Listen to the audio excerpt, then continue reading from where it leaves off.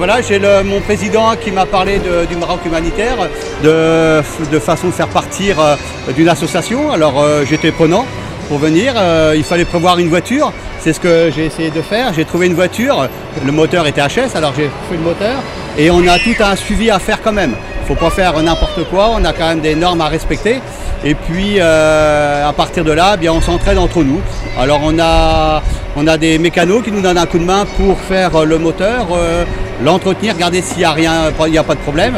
Et puis des personnes de la famille qui viennent nous donner un coup de main pour faire tous les extérieurs, la galerie, les attelages, tout ça. Et après, bon, on essaie de chercher des sponsors. Alors on a un petit peu des sponsors qui nous suivent. Hein. On a des restaurateurs, on a des entreprises qui viennent nous donner un peu d'argent pour qu'on puisse partir là-bas. Et nous, on leur met de la pub sur la voiture. Voilà. Qu'est-ce que vous transportez dans la voiture? Alors dedans, on emmène pas mal de choses. On emmène des vêtements, pas mal de vêtements chauds quand même, parce que là-bas, ils ont besoin de vêtements chauds. Enfin, toute la partie qui est l'Atlas, qu'ils ont besoin de ça. Du matériel médical qu'on va déposer directement dans les endroits bien précis et du matériel d'école. Voilà. Vous partez pendant combien de temps? Alors on va partir pendant 15 jours. On part vendredi à 2 h du matin. Ça sera le 19 et on revient entre le 4-5 mai. Donc là, il va falloir se lever de bonne heure. Oui, là, il va falloir se lever de bonne heure, mais bon, on sait bien que c'est pour la bonne cause.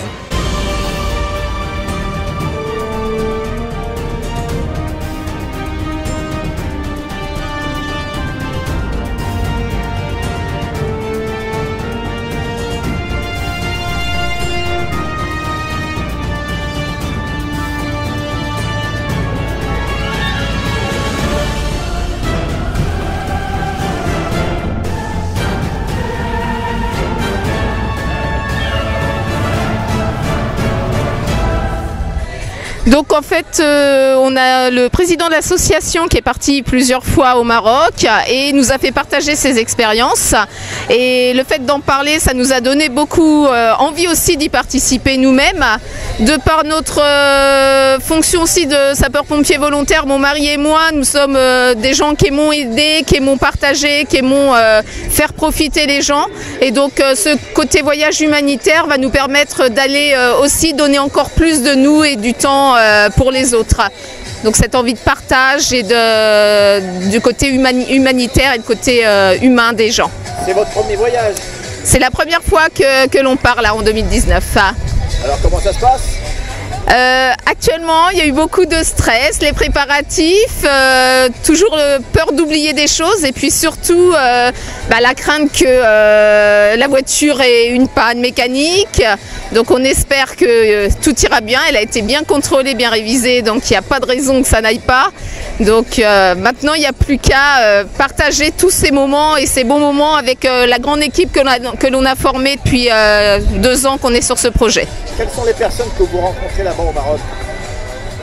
Alors on va visiter, on va partager avec des familles au niveau de l'Atlas, donc là où on va traverser, donc dans des villages complètement retirés, donc des gens qui sont assez coupés de tout. Mais on va aussi également dans un centre pour diabétiques et d'hypertension artérielle où on va aller déposer beaucoup de matériel médical qu'on a réussi à récupérer grâce à des partenariats de pharmacie. Et puis on va aller aussi dans 2 écoles où on va aller distribuer des fournitures scolaires.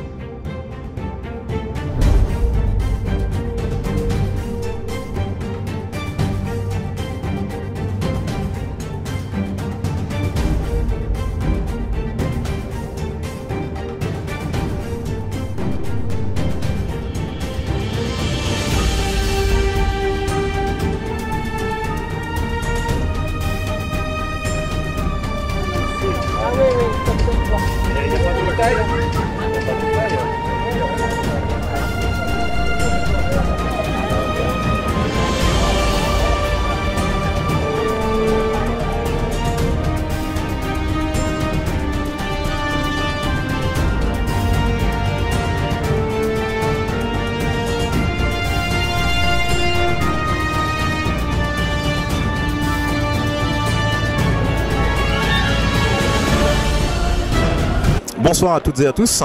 Donc, président du Maroc Humanitaire Team Aventure. Donc, j'ai l'honneur ce soir de vous accueillir sur le parking du Super U de Saint-James-sur-Sarthe pour justement remercier les partenaires et les sponsors ainsi que la famille et les amis, les remercier donc pour leurs dons et leur générosité, afin de pouvoir partir vendredi matin sur un périple de 6400 km en passant donc par la France, l'Espagne et notamment donc le Maroc.